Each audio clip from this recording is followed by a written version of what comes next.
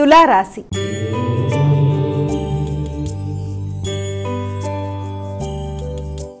అమ్మ, తులారాశి వారికి ఎలా ఉంది ఈరోజు? చిత్త, స్వాతి, విశాఖ 3 పాదాలు.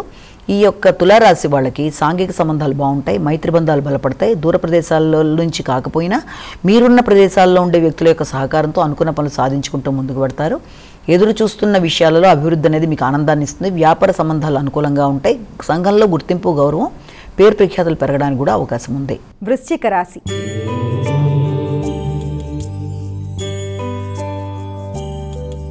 అమ్మ, వృశ్చిక రాశి వారికి ఎలా ఉంది ఈరోజు? విశాఖ 4వ పాదం, అనురాధ 4 పాదాలు, జ్యేష్ఠ 4 పాదాలు.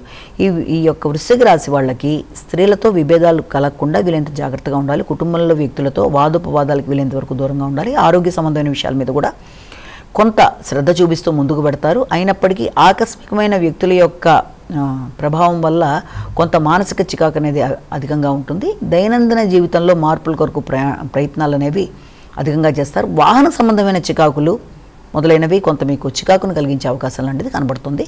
కంటికి సంబంధించిన శ్రద్ధ మాత్రం ఖచ్చితంగా అవకాశాలు ఉన్నాయి. ధనస్సు రాశి.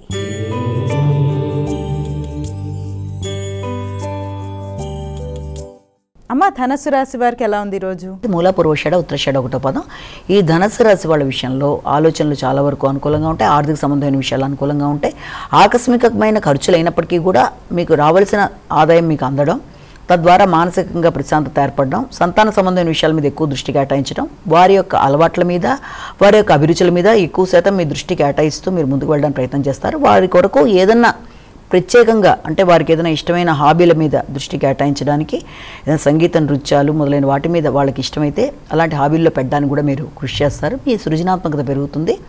ఆలోచనలు అనుకూలంగా ఉంటాయి. మీ యొక్క దినచర్యలో కూడా వచ్చే మార్పుల వల్ల సిస్టమేటిక్ నేచర్ కోసం మీరు చేసే కృషి అనేది కొంత ఫలితాన్ని చూపిస్తుంది.